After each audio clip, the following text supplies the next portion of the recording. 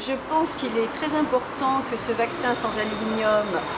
puisse revenir sur le marché. Je ne comprends pas d'ailleurs pourquoi il a été abandonné et qu'aujourd'hui il y a des patients qui souffrent des effets secondaires très importants du vaccin avec aluminium. Ce problème a été soulevé de manière extrêmement responsable par une association d'usagers qui fait un vrai travail pour faire connaître les effets négatifs de l'alu dans ce vaccin, et donc je trouve important, un, qu'on les écoute, deux, qu'on prenne en compte leurs propositions, et que trois, au plus vite, le vaccin sans aluminium soit remis sur le marché. Je ne comprends pas d'ailleurs pourquoi il a été arrêté. Alors on nous dit que scientifiquement il y aurait eu des effets indésirables de ce vaccin sans aluminium, mais il n'y a aucune preuve de ces affirmations. Tout au contraire, là en discutant, j'apprends que c'est des cas qui sont très peu nombreux et qui visiblement ne sont pas graves. Donc moi je suis élue nationale et en tant que sénatrice, je trouve qu'à partir du moment où il y a un problème de santé publique qui est soulevé, il faut absolument que le ministère s'en empare et que les pouvoirs publics fassent le nécessaire pour qu'en fait les patients aient le choix. Parce que ce que je trouve très très important, c'est que là on n'est pas dans une campagne anti-vaccin, je crois qu'il faut le dire et il faut le redire, mais on est au contraire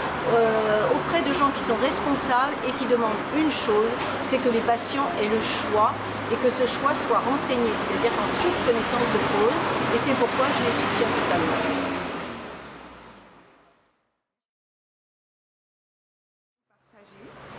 Alors, en tant qu'élu, je pense qu'il faut justement, compte tenu de tous les scandales qui ont été révélés sur la place publique, je pense qu'il faut être très attentif à la place et au rôle des laboratoires, et justement à la place et au rôle de la marchandisation de la santé. Et moi je suis inquiète des intérêts justement qui pourraient percuter, des intérêts financiers qui pourraient percuter les intérêts des patients. C'est pourquoi il me semble qu'il faut être très vigilant et empêcher que finalement les décisions prises en matière de santé publique soient prises sous la pression de laboratoires très puissants, sans contrôle démocratique de la part des usagers, de la part des élus. Et donc c'est aussi une source de mon inquiétude et c'est pourquoi je soutiens fortement cette association. Moi, je trouve extrêmement important que nous puissions créer les conditions pour qu'il y ait un véritable débat sur les vaccins avec des selles d'aluminium. Parce que la bataille effectivement qui est menée aujourd'hui n'est pas une bataille contre les vaccins. Or, en ne créant pas les conditions d'un débat renseigné, on appuie les peurs, on les met en avant et effectivement on peut avoir après dans l'opinion publique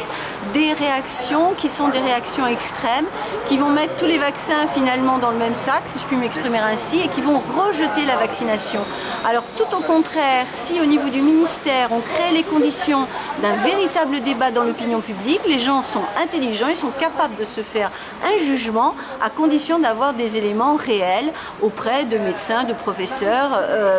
d'associations de malades. Donc c'est ça qu'il faut créer et il ne faut pas laisser place à cette politique qui est en fait une politique du sensationnel et qui est véhiculée par un certain nombre de médias. Donc créons les conditions d'un véritable débat de santé publique sur la nocivité des vaccins ayant des selles d'aluminium et on verra que l'opinion publique se fera son